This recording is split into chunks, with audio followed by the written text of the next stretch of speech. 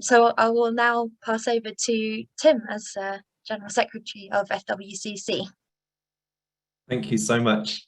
It's so lovely to see you at this event and to have begun officially as General Secretary of FWCC. I'm sure we all know Quakers have worked for peace for 3.5 centuries at least, and despite the state of the world today, there have been some notable successes in that time. Working for peace against violent conflict takes place on many levels: cultural, economic, diplomatic, relational, social, probably many more. But it does also involve inner work to carry on, sometimes against the odds. Sometimes it means prompting inward change in other people, supporting them to reconnect with humankind's natural inclination to peace. And this is something that we can do as a faith group that others, even really brilliant, excellent, but purely secular other groups can't. Because the inward teacher and the scriptures come together to confirm that even when it feels like working for peace is countercultural, we are in fact working with the grain of the universe in cooperation with God for peace. The other thing that we can do that many others can't, though some can, is work internationally. Quakers are represented in so many countries of the world. So peace means doing many different things in different places, but we are connected. We're connected spiritually through the light of Christ, organizationally through FWCC, among others, and digitally through events like this. So thank you so much for being here. And with that, I will pass back to Susanna. Thank you, Tim. So before we begin, I'm just going to say a little bit about Quaker Conversations, which is this series which we started hosting very early on in the COVID-19 pandemic in 2020 to help friends across the world stay connected. And you can find recordings of all the previous sessions online on our website. So if you haven't been to any other sessions, you may be interested to have a look at the other recordings which are available. And so this is a series of online conversations hosted by FWCC, the World Quaker Body. And in each session, we invite friends around the world and a speaker or two to explore a specific question or a theme together. But it's also importantly about a shared conversation. And so over an hour and a half today, we're going to hear from friends all across the world, across the Quaker branches, and explore this topic together. And there will be 3 breakout rooms today to give you a chance to meet and talk with friends in another part of the world in a small group, and to share your experiences of creating a supportive community of peace. So thanks again for joining and being part of the session today, because it's a conversation, not a lecture, and that's a really important thing for us to remember. And I'm going to pass over to Holly now to just explain a little bit about the session. Thank you, Susanna. So today's theme, as you already know, is creating a community of peace, and how do Quakers support those working in peace. So those working in conflict situations or working in difficult settings, as is often the case for those working in peace, can also experience their own form of burnout or trauma, or even secondhand trauma from the work that they are doing. And to be able to continue the work, support needs to be given to those working in peace. So we are delighted to be joined today by 2 friends who will be sharing their perspectives and experiences with us to start the conversation. And that's Tanya Hubbard and Daniel Nteziyaremye. So the outline for today is we will begin with a breakout room where we can introduce ourselves, and we will hear, then after that we will hear from both of our speakers before moving into a second breakout room for reflections on what stood out for you from the talks. And then we will have the opportunity to ask our speakers any questions about what they have shared, and we will end with a final breakout room where you consider what you will be taking away from this event with you into your life, into your work, your meetings maybe. Welcome back, everybody. I hope you enjoyed meeting some other friends and sharing a little bit about yourselves. We're going to carry straight on with today's session now, and it's my real pleasure to introduce Daniel before he begins. So Daniel Nteziyaremye has been a Rwandan peace practitioner for 19 years. He is a member of the Quaker community in Rwanda, and he's married and a father to 3 children. He's been passionate about peace and worked in peace building since he was at high school, with a particular focus on training, empowering and initiating and coordinating different peace practitioners networks and programs. He's currently Turning the Tide Rwanda program national field coordinator, which is a social justice and peace building program that equips and supports communities in addressing underlying causes of violence and injustice. And together with his team, they support grassroots community groups to overcome violence with non-violent means. And in particular, they are empowering women and youth to be the solutions to their own communities. So without further ado, Daniel, you're very welcome, and please do share with us today. Thank you very much, Susan, and friends, I greet you, all of you, where you are. Maybe some of it is in the morning or others in the afternoon. So happy to meet you today. As she just said, I'm Daniel Nteziyaremye. Currently, now I'm sitting in Rwanda, Kigali. So you cannot imagine how I feel to be connected to all of you through this way, who are far from where I am now. And I'm also thankful to the organizers of this kind of conversations, Quaker Conversations. I have not been part of many of them since they started in 2020. I was just coming in some of them, not all of them, but always happy when I meet friends like today. So thank you for the organizers who organized this, and thanks to all of you who attended today.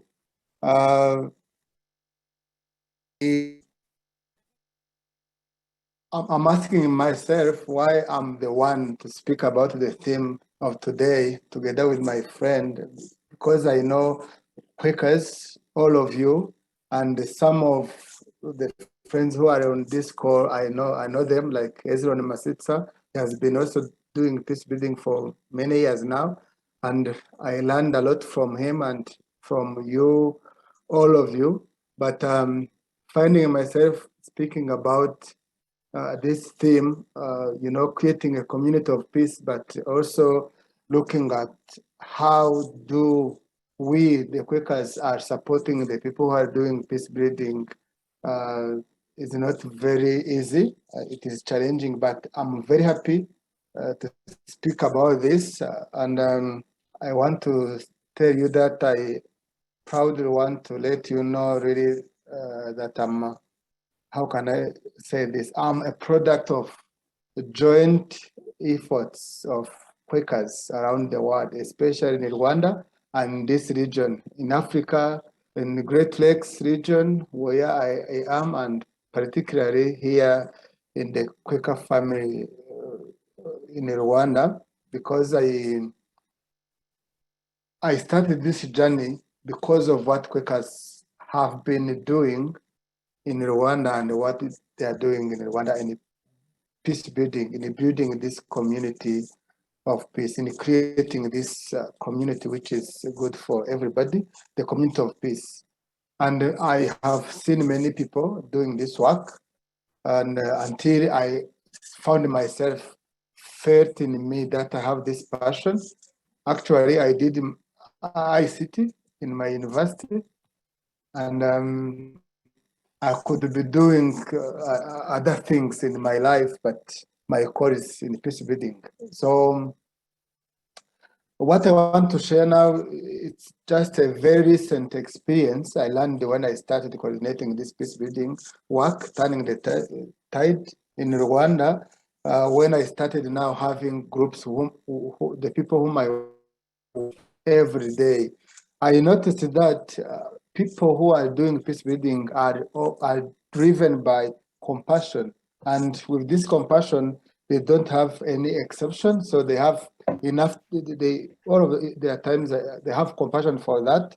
They sometimes, risk their lives in doing strange things. I remember when I was having a workshop and I was to go and facilitate, and a pregnant woman, 7 months pregnant, traveled with me on the motor, and I had that much fear. And I said, "Why are you really risking to take this action?" And she said, "No, this is what I enjoy to do." So yeah, it was like that. So those are the people who have big heart, who have passion, who are ready to serve communities, other people, but who most of the time forget themselves. They are the people who work all hours of the day, morning, evening, and even the night, because of this great commitment they have to serve or to help other people. And I'm happy that it is from the Quaker background, because peace building, peace is one of the core values. When I grew up, because I'm a Quaker since I was a child, I found it happening in the community every day. And those people are really putting much time in that. And the people whom I work with today, they are doing the same. And they're stressed, they are working hard, they have empathy, sometimes they are visitors into their families because of this. It is like they are committed to this work, and they forget the rest of the life or what is around them. So when I started now working closely with those people as a coordinator, I just found that they don't have time for themselves. When I started to use the sentence, and many other friends used to tell me that, please remember your life matters,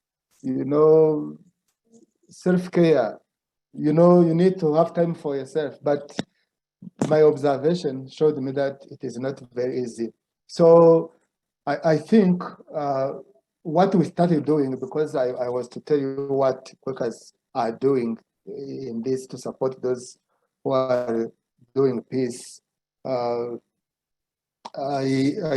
think, and I agree, you agree with me, that doctors, when they get sick, they also look for other doctors to treat them.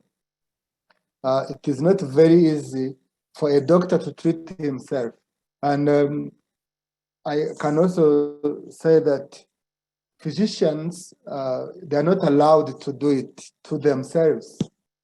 They need other people to support them to do it for themselves. So when I see those people, I see them in that way.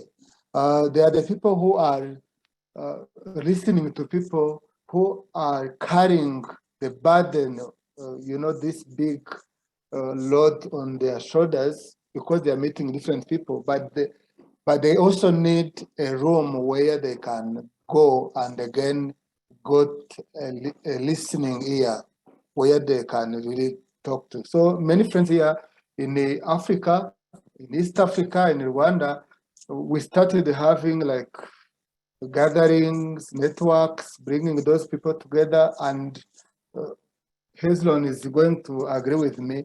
Whenever we meet, we just talk about we for others, we for the community. I'm one of those people who are doing it. We always have this heart for the community, we for others, we for them, but there is not enough time for we for ourselves or others for us, just to continue in that mode. So An example, because I told you that it's an experience I'm having now, to end, because I want to leave this as a challenge to all of us.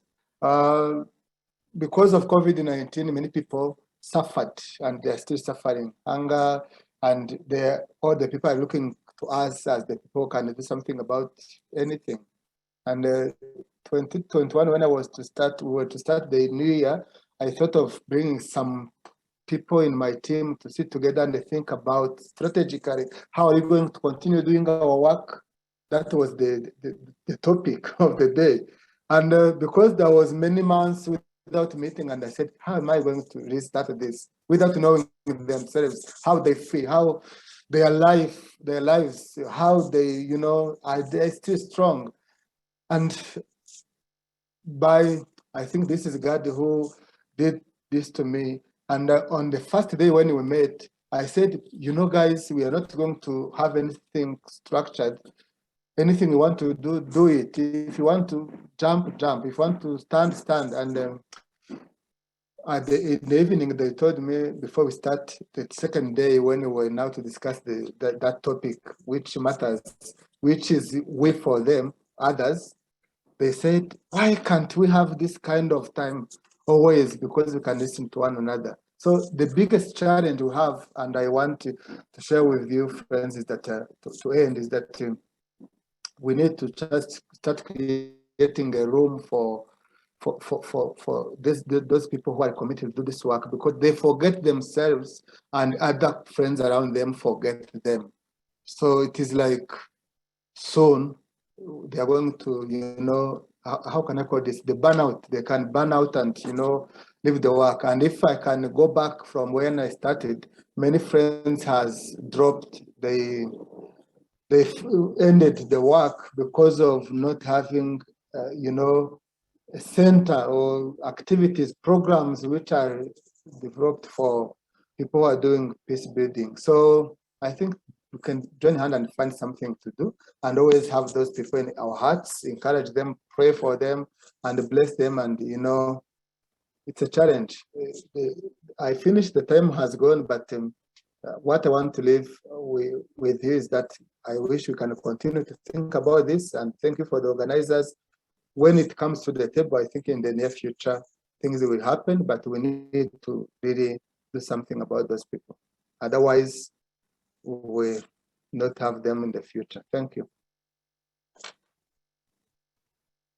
Thank you so much, Daniel. It was wonderful to hear from you, and thank you for leaving us with that question. How do we continue to support, or how do we do better at supporting those working in peace? So thank you so much. I will now introduce Tanya, our next speaker. I have the honor of introducing her, who I also have the pleasure of working with in several capacities, mostly involving peace work, as you can imagine. And Tanya has been a grassroots peace practitioner for 17 years, and she has experience in training, empowering, and collaborating with people to transform conflict. Tanya has an incredible commitment to peace work and has shared with myself and with many others the knowledge and the confidence to do the inner work of supporting our own well-being for ourselves, and also for our understanding of others, which is so important to peace work as a whole. And with that, and thinking about how peace work starts from within, I would like to hand over to Tanya. Thank you very much, Holly. And thank you for inviting me, and warm greetings to all of you from the south of France. I am just going to share my screen. I've got some images I want to share with you. Can you give me a wiggle or a nod if you can see my screen? Yeah, excellent. So I am a British-born Quaker. I come from the north of Wales. I saw someone here that's from Colwyn Bay in north of Wales. I grew up in Bangor Meeting. And I want to share with you today some a very brief introduction to the work that I've been doing in Myanmar since 2013. I was trained by QPS, Quaker Peace and Social Witness, way back in the mid-2000s, in an approach that kind of blends nonviolent communication with physical theatre, with theatre of the oppressed. And I took that learning and those tools with me to Myanmar and lived there between 2013 and 2017, and had the incredible honour to work alongside a group of Myanmar and other foreigners to put together a methodology for holding spaces in which local people from civil society organisations, from local organisations, from international NGOs would have the space to connect with some tools, some methodologies that would support them to be able to do some of the inner work, to do the work that they were trying to do in their communities. And I really appreciate the presentation that Daniel gave, and it really resonated with me so strongly what you said, Daniel, about the weight that people carry when they're doing this work, especially I think when they're doing this work in their own communities. This image that you see here is a drawing that was drawn by a local person when they were representing some of the feelings that they see in their community. And you can see that the emotions that they're depicting in this drawing are not comfortable. And the places that these people are working are in Myanmar during 2013 until now have seen an awful lot of different kinds of conflict between people of different faith identities, cultural identities, conflict between different armed groups, and obviously now since last year, February the 1st last year, the military coup and the enormous resistance and now armed resistance that came in response to that. And yet people are still trying to build peace. So amazing. And they're carrying this within their bodies, within their hearts, within their minds, the impact of all of these challenges on their families, on their children's futures, on the level of peace between people in their communities. It's an enormous thing to carry inside a body, a heart, and to keep trying to move forwards to build peace. So the work that I've been doing with a very small team of local Myanmar partners has to be to hold spaces for people working in very different kinds of peace. I'm going to use peace really broadly. I'm going to use it to mean building empathy between men and women and reducing violence towards women and girls. I'm going to use it to mean increasing empathy and connection with faith groups or cultural groups. I'm going to use it to mean increased communication and empathy between children and adults. I'm using it's a very broad sense of peace. And my screen is going to decide not to cooperate with me, obviously, because that's what it does. So I'm just going to pop back out and see if I can get it to go on to the next page. Yes. So our approach is to try and make spaces and hold processes in which the whole human is honoured. The human as a physical body that, you know, when we're upset, when we're afraid, when we have pain, we hold it physically in tense shoulders, in tense stomachs, in clenched muscles, and we try and make space for working with that. And I'll explain more in the next slide. We try and make space for the heart. We use nonviolent communication and other empathy-based tools to try and explore emotions. What are they? What do they feel like? How are they experienced by people? And also with the mind, with the kinds of thoughts that we have, with the way that we perceive the situation. And the image that you see here is a group of children using physical theatre tools to play together, to work together, to use their bodies to express ideas.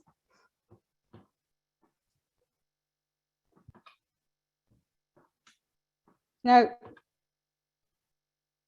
I'm about to jump out and jump in every time. This is ridiculous. Sorry, folks.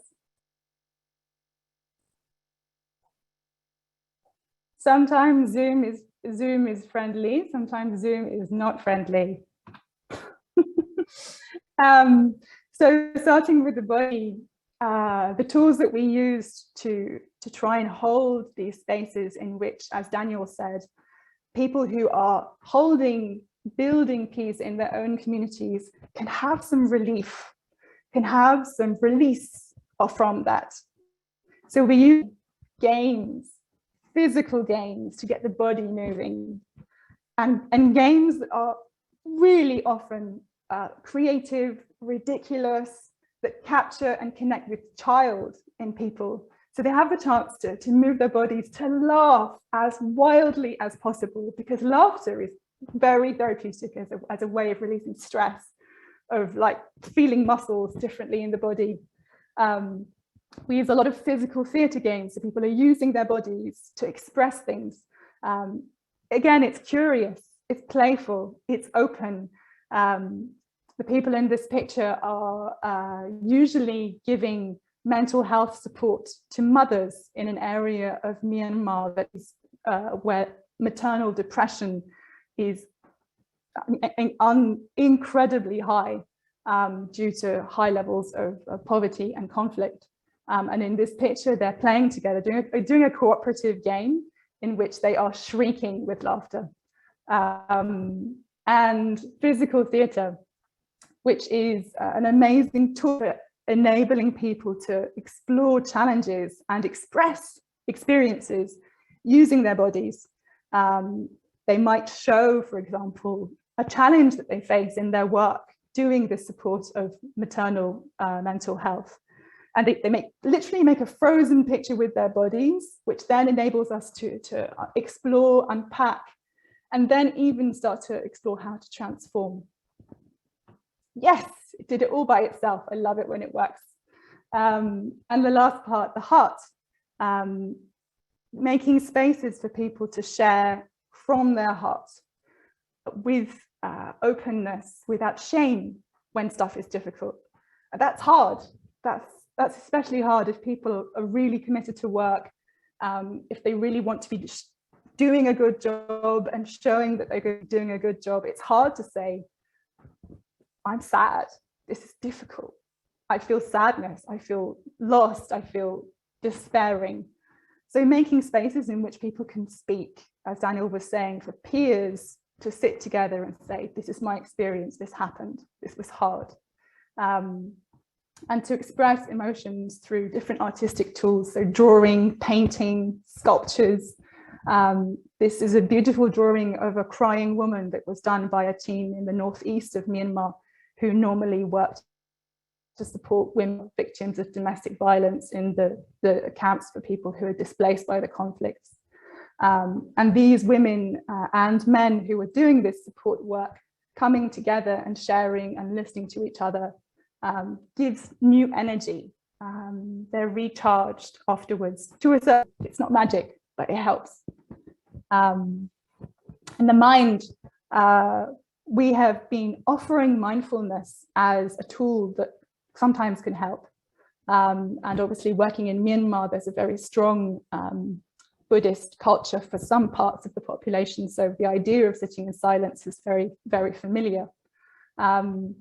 But really sharing with them secular mindfulness as a tool for stress reduction and mental health care. And making spaces just to sit and to notice thoughts, feelings, the body, sounds, moments of calm, of silence, and exploring what that does for them on a daily basis. And then working together, using their incredibly creative minds to explore challenges collectively, again, using physical theatre, using creative tools in which serious challenges that sometimes feel like they're insurmountable when they're not spoken can be shared together as a group, and they can find ways to move forwards, to find solutions. This is a picture of a team working in between the Rohingya and the Buddhist Rakhine in an area that some of you will maybe have heard of, that there was a lot of conflict a few years ago. And this group were working to build positive relationships and empathy between the different identity faith groups. What we're doing all the time is recognizing and trying to reinforce the importance of a connection between self, individual, and other. Self and the rest of the team. Self and recognizing that the individual well-being is nourished by connection to others, and that collective well-being is nourished when individuals are thriving. So that's what we're constantly doing. It's kind of like threading or weaving, if you can imagine it, like threading people together through stories, threading people together through drawings, threading people together through sharing. And finally, all of the time, tools like physical theatre, mindfulness, nonviolent communication. And these are offerings that we're bringing kind of from the outside. I'm white and I'm British, and I came to Myanmar with these ideas. At the same time, working with my Myanmar colleagues, we're trying to recognize and nourish and mobilize local resources for peace, local practices, local metaphors, local stories that are about peace and that nourish the people who are trying to build a peace.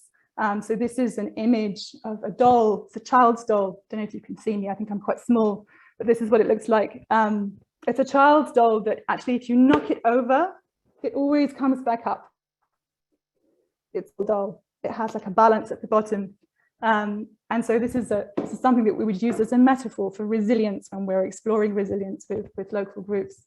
And at the same time, using local songs, dances, to create a space in which they are nourished by the practices, the tools, the sounds, the songs that are theirs, that come from their culture. So that's what I wanted to share with you. And I echo Daniel with the question, because often myself and my colleagues are brought in to do this kind of work too late, frankly. And how could this be something that is normal? How could it be something that is normalized, that happens all the time, as opposed to when there's a crisis or when teams are really challenged? That's all I have. Thank you very much for your listening. Thank you so much, Tanya. It's wonderful to hear of your experiences and the different ways that you can support the inner work and to support individuals. And I especially loved what you were saying about how you connect with the other, because that's such a big problem everywhere, is this separation that we have from other people and other people's pain and experiences. So that's wonderful. Thank you. We're going to go now into a breakout room of 10 minutes this time, and you should get a countdown at the top of your screen as well if you're worried about how much time you have. And I've slightly lengthened the closing time, so you should have, when the breakout room closes, you should have about 60 seconds to come back to the main room. So hopefully that won't cut anyone off mid-flow.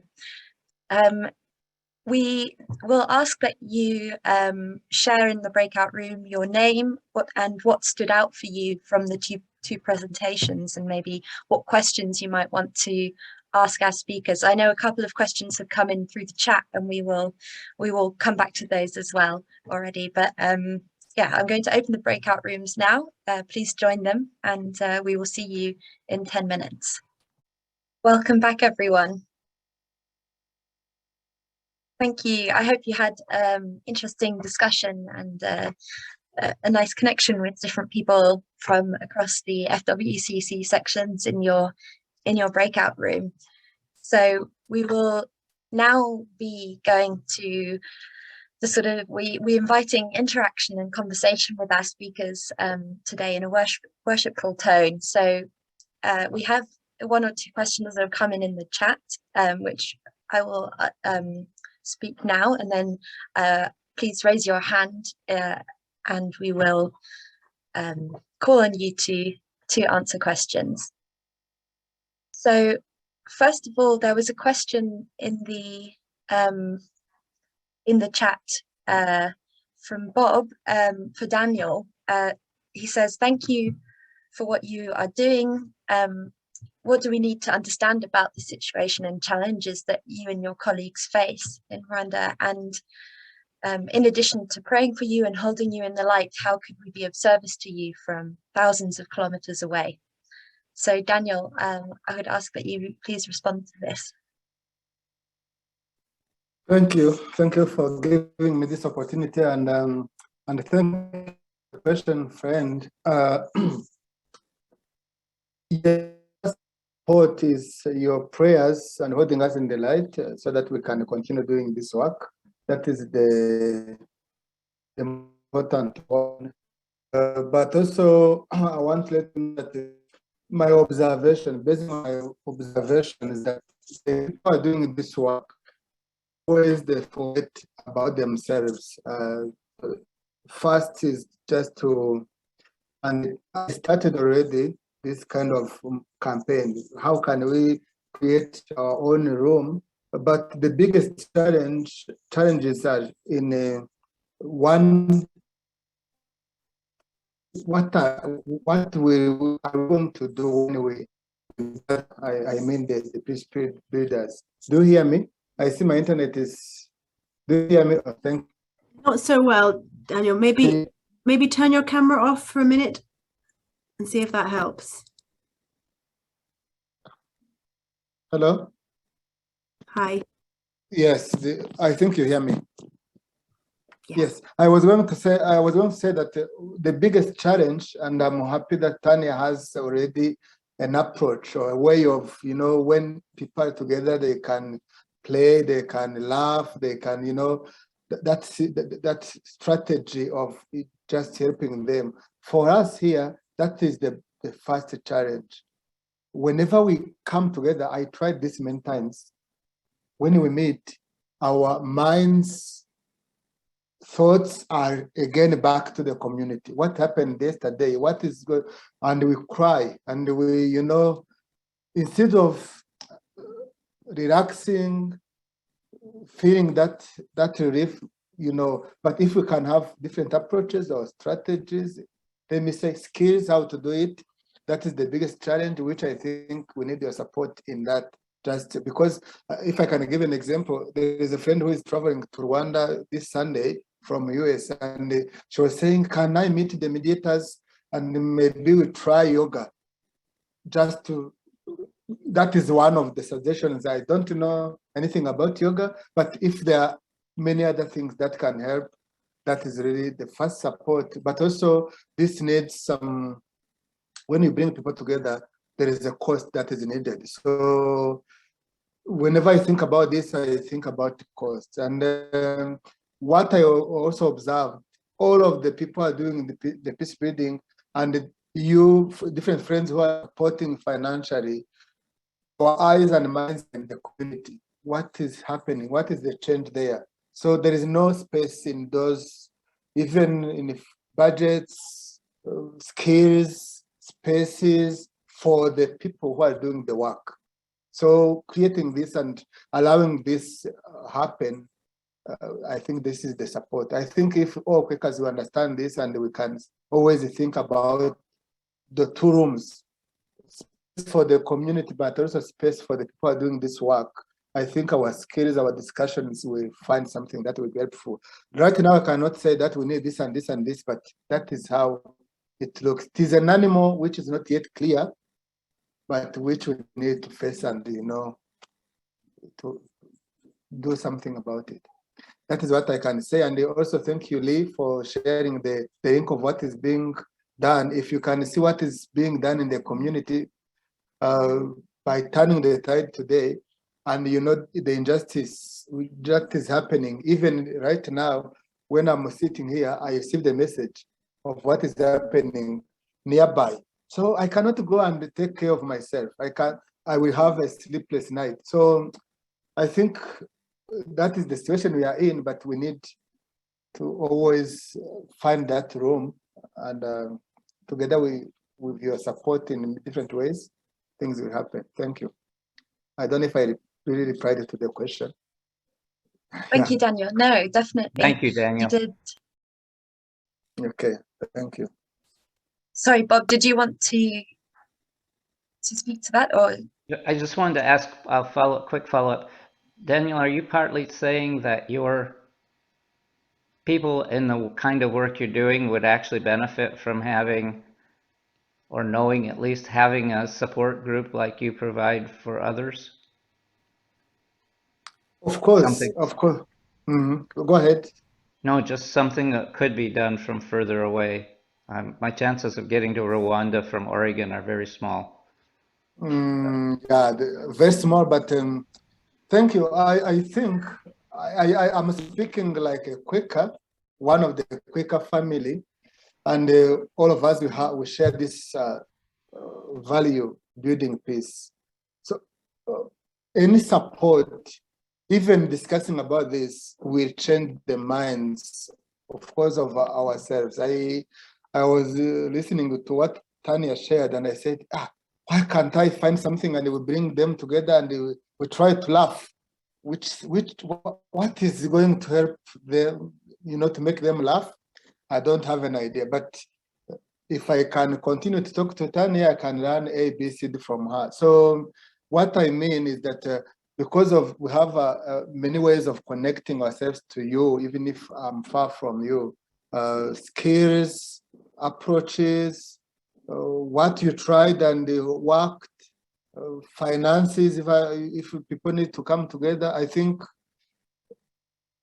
in that way we can get any support. Like today, I'm really supported from Tanya, if I may say. So yeah, that's how I can say it, because if I want to bring them together and tomorrow, a lot many questions will come to my table, but still in different ways, support is needed. And I know that most of the programs we have in this part of Africa, if I become very specific, some of you are supporting financially those programs.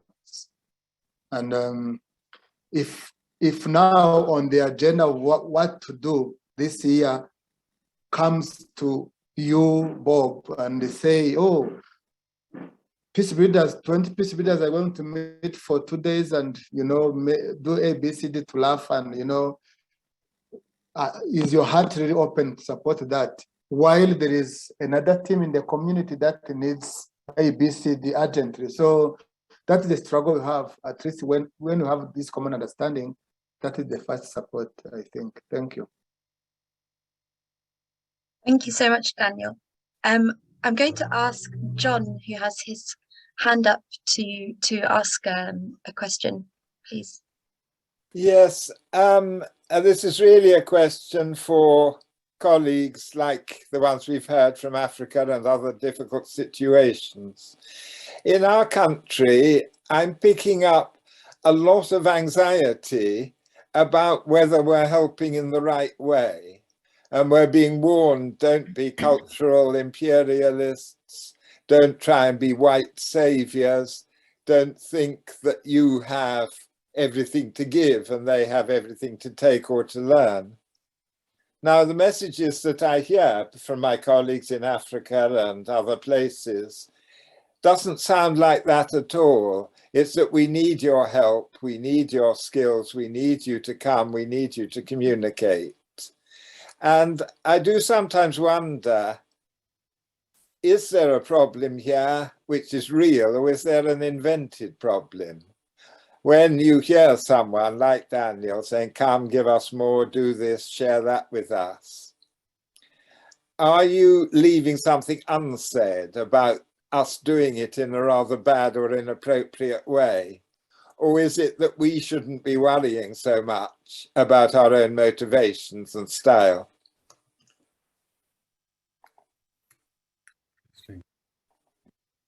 Thank you, John. Daniel or Tanya, would you like to respond to that? About how to help in the right way with the right motivation? Daniel, do you, I think maybe that was directed at you. Thank you. How am I going to respond to this question, really? I told you that I joined this peace building work when I was at high school. And there are many other people, and even those who brought me into this, because I didn't go to any school to do peace studies, just trainings received from different Quakers. That is the right way. And the support is really amazing. I'm who I am today because of that kind of support. But on the way, because peace is a process, it's a journey, it is something you know, together we do. And of course, when we're making steps, we meet challenges. This is what I'm speaking now about is something that you can observe now after a certain period of time, where focus has been 100% to the community, and the community has a great need. So the support is good, and the community still needs this support. What I'm raising now, maybe it is not too late, because this is the right time to think about this. It is just also start thinking about how the support can also go hand in hand. The community, but who is supporting, who is helping the community, not in the way of, I know that when a car, those who have cars, you always make sure that you change the oil. After a certain, miles, maybe 3,000 miles driving, you can change the oil. So if we can, because I talked to different people here in Rwanda who are doing peace building, and they said, why do we not have this kind of space? And everyone is concerned by the community doing A, B, C, D. And easily, the people who have passion and who are driven by compassion very much, in that way, they forget themselves. So I'm saying we can together start now thinking, how am I going to be a peace builder today, but also tomorrow? And that way, we working together collectively, the support can continue in that way, but also have a room for those people. I think that is the idea behind.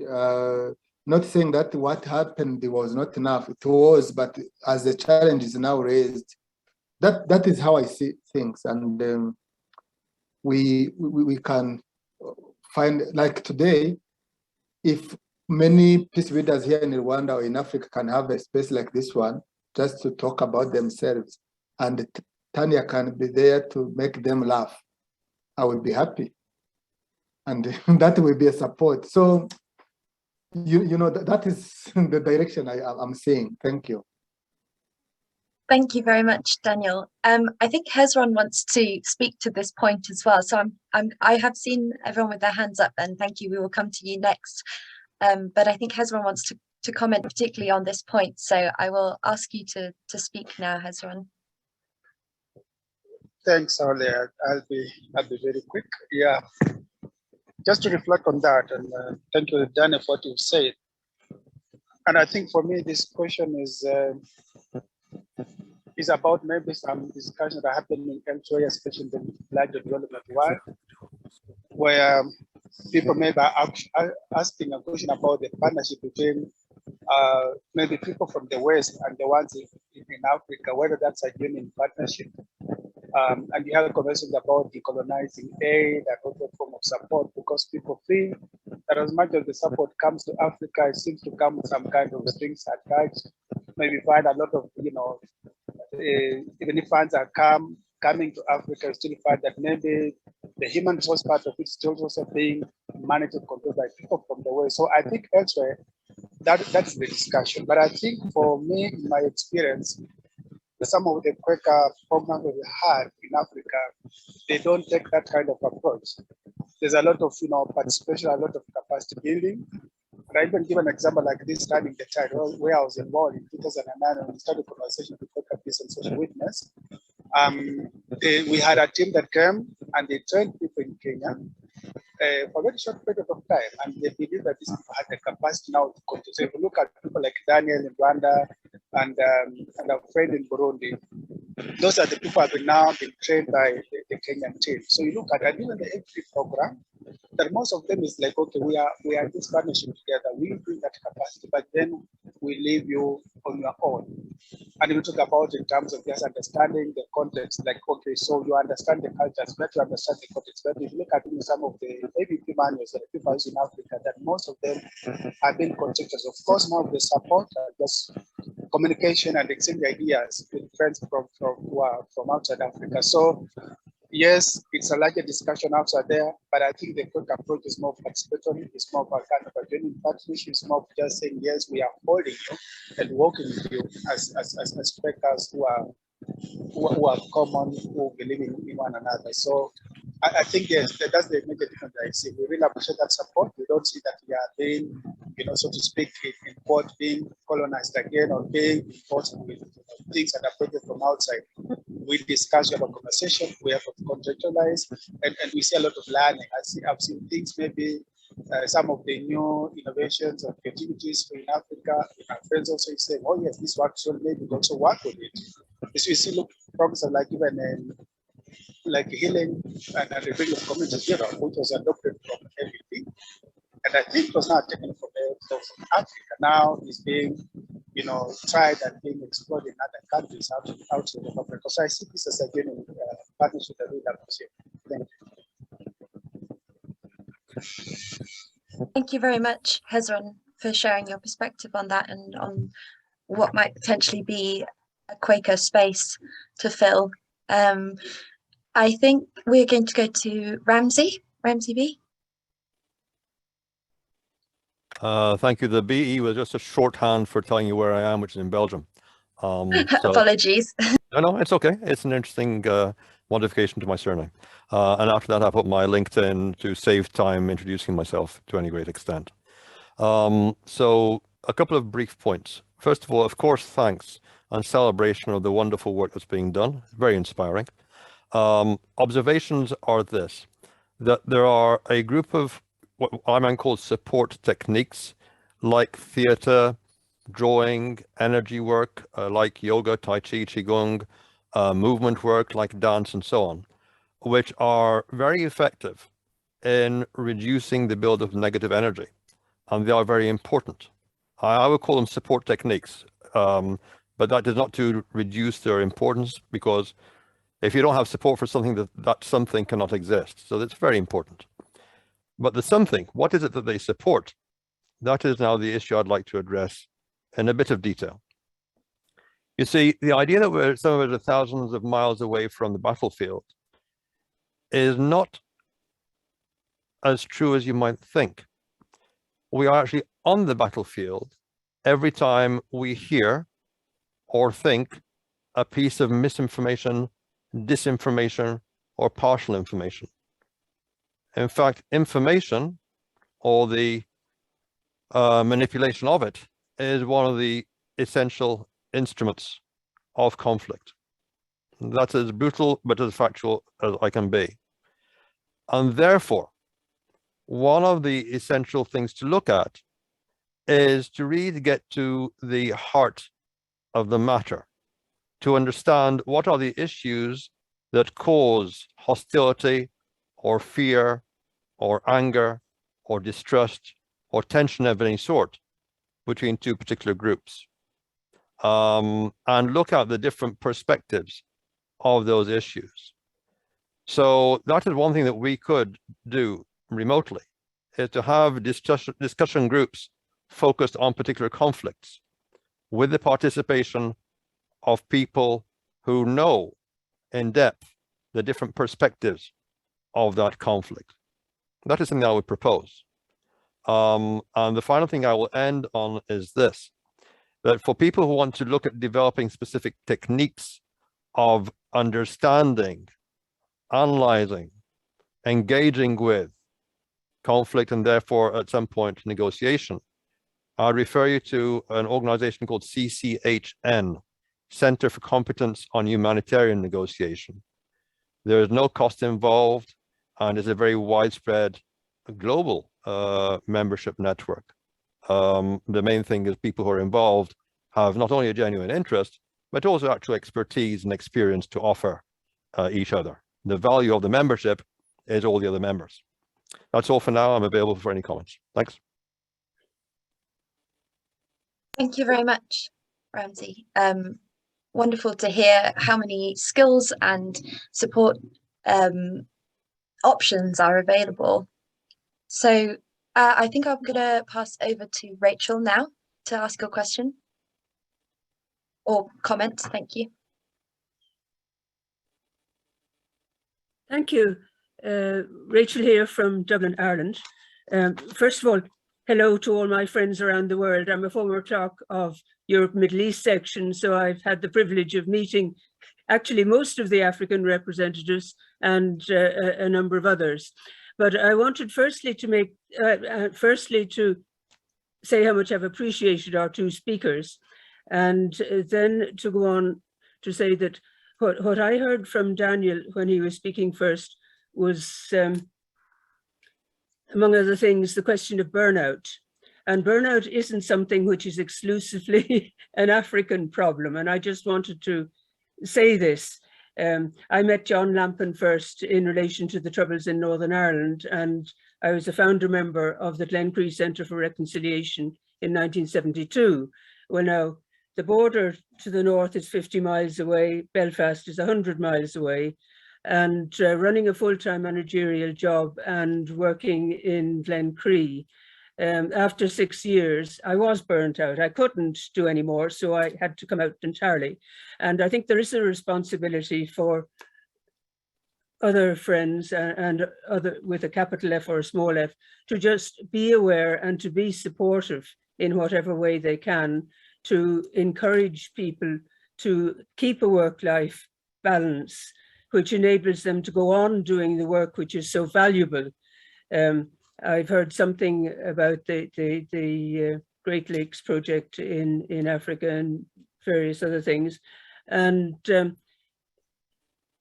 it's a human problem. If we get totally engaged in something, we want to be at it 24/7, but in order to be able to give our best to the project, we need to be able to just take a little time out as well.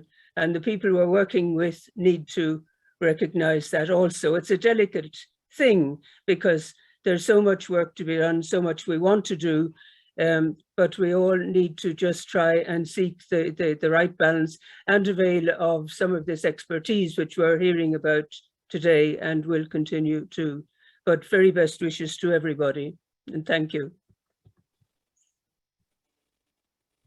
Thank you so much, Rachel. And we are closing soon, so I just want to remind people to try and keep your questions brief if possible, or comments brief. But we've got 2 more questions, so we might not manage the last breakout room, but it's great to have this discussion with all of you. And I just wanted to say, based on all of these things that are coming out, is that it's important actually to think about funding for these kind of activities, because if the funding doesn't exist, or the financing to be able to bring people together doesn't exist necessarily, then some of this work might not be able to happen. That's something to think about. So I'm going to pass over to Gordon now, please. Thank you. I'd like to mention just 2 things that possibly don't require any funding. One that I found very useful, very helpful and supportive. And one is circle dancing. Don't know how many people have come across circle dancing, also sometimes referred to as meditational dancing, I suppose you might call it. But I find that sort of spiritually and very, very helpful, and often accompanied by laughter. That's one thing, is circle dancing. And the other thing is that a long time ago, I attended a training, non-violence training, 2 weeks session in Philadelphia at the Philadelphia Life Center. And one of the instruments, you might call it, that we were told about, and I'd already come across, is the idea of affinity groups. And I felt very much supported by perhaps an unofficial affinity group that we met initially in the 1980s, just once a year, came together for a weekend or so once a year. And now, since the COVID pandemic, we're now meeting every 2 or 3 weeks on Zoom. It's been of enormous benefit to me, and really helped to keep me going. And other members of the group have also been spent their life working in the field of peace and peacemaking. And I think this affinity group has really enabled us to keep going. I just wanted to share that experience.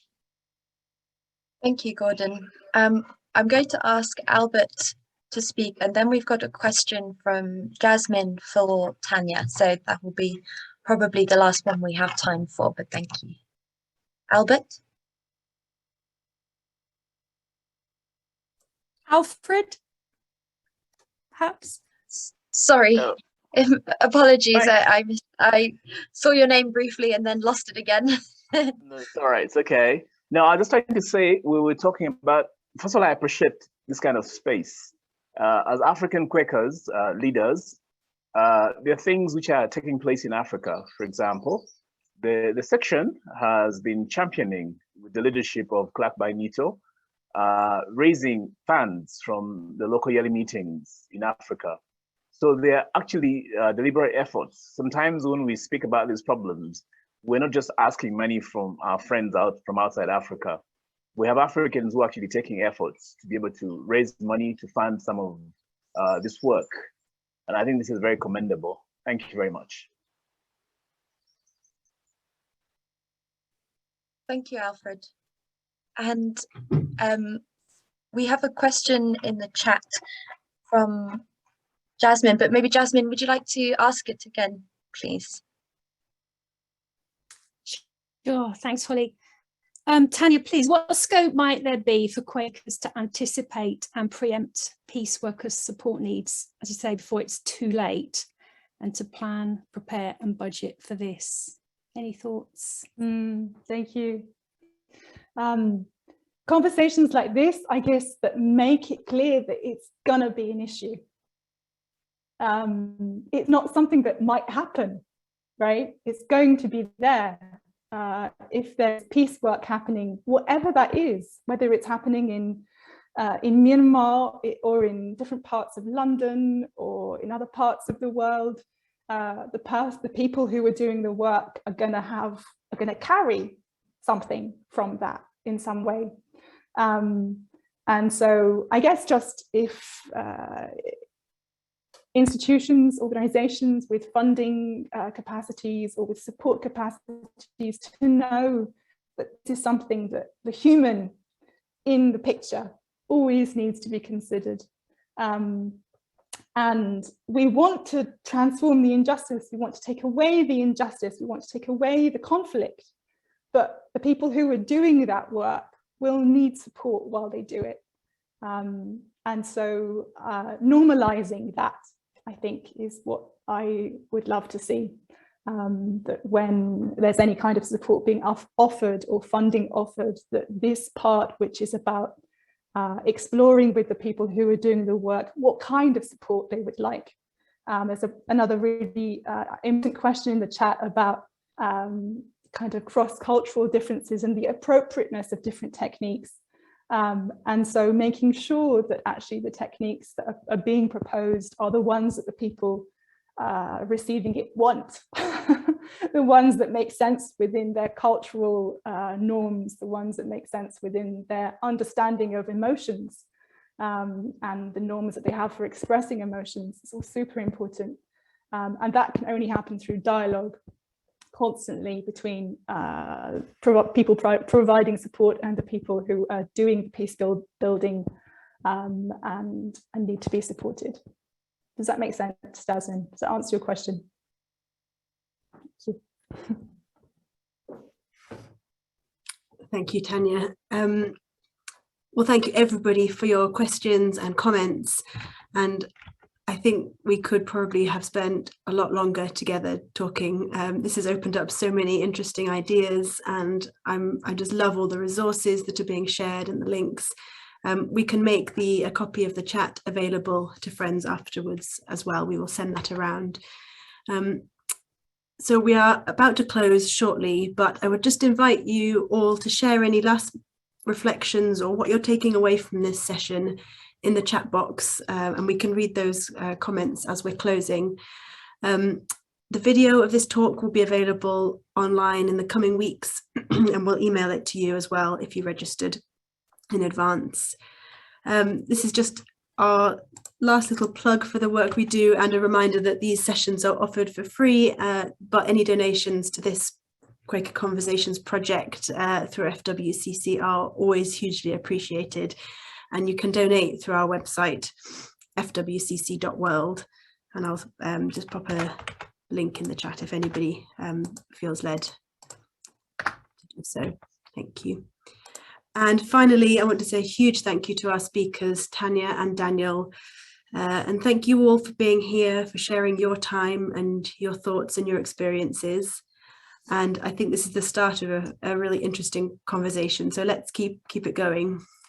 And I would now like to invite Daniel to just close with a spoken prayer from his tradition of Quakerism. Daniel, over to you. Thank you, Susan. It started raining here. If you hear the background noise, that is because of it's raining. So let's pray.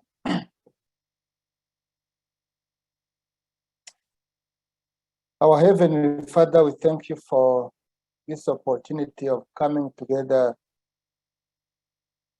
in this space to share, reflect, and gather ideas on what you want us to do during this time. Thank you for the thoughts and ideas shared here. And this is your work. And we know that you are there support, you are there to make or to bring change to the community through all of us. We want our hearts to be open and listen to you. And as we are closing now, let us continue to reflect on this discussion and keep it alive. And whatever you ask us to do, let our hearts execute or do it in your love. Thank you. Bless all the friends who are on this call now, and let us, your love, continue to connect us from where we are. We thank you in your name, Jesus Christ, we pray. Amen. Amen.